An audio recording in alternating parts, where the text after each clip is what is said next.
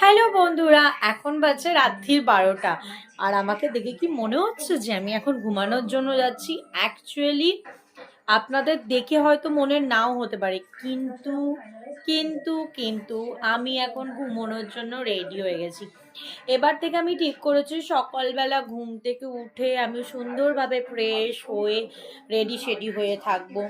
আর রাত্রিবেলা যখন ঘুমাতেও যাব তখনও বেশ ফ্রেশ হয়ে ঘুমাতে যাবো। আগে কি করতাম, জাস্ট ফেসটা ধুয়ে নাইট ক্রিমটা লাগিয়ে চলে মানে ঘুমাতে চলে যেতাম।